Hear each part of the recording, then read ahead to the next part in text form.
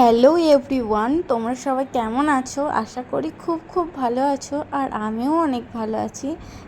আমার নতুন একটি ব্লগে তোমাদের সবাইকে অনেক অনেক ওয়েলকাম আর অনেক অনেক ভালোবাসা।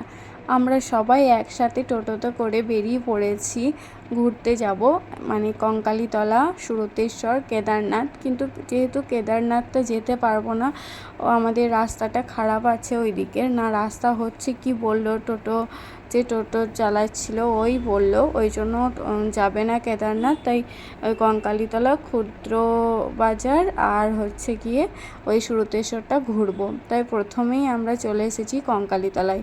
আর এত গরম পড়েছিল, আমার তো শাড়ি পরার ইচ্ছাই ছিল না, কিন্তু বর বলছে যে তুমি শাড়ি পরো। আর সেরকম আমার শাড়ি পরাই হয় না। আর আমার তো একদমই সাজতে ইচ্ছাই করছিল না, মারাত্মক গরম ছিল।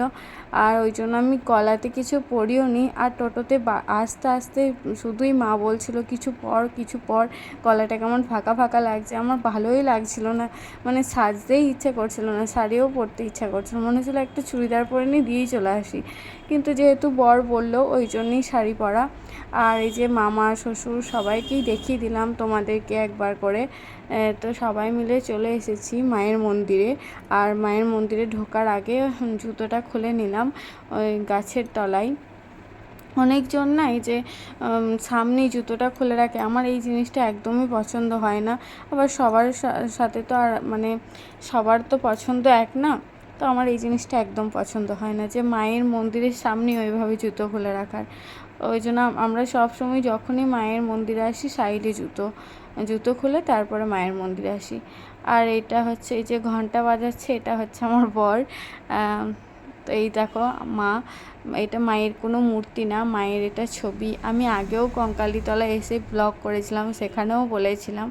আর মায়ের মূর্তি করতে গিয়েছিল কিন্তু ওইটা করতে পারিনি। আর এই দেখো পুরো এটা, এই দেখো মাকেও একটু দেখিয়ে দিলাম তোমাদেরকে, একটু কঙ্কালীতলাটা পুরো ঘুরিয়ে দেখিয়ে দিচ্ছি। আর হঠাৎ করেই না বোনের সাথে মায়ের একটা ঝগড়া হয়ে যায়।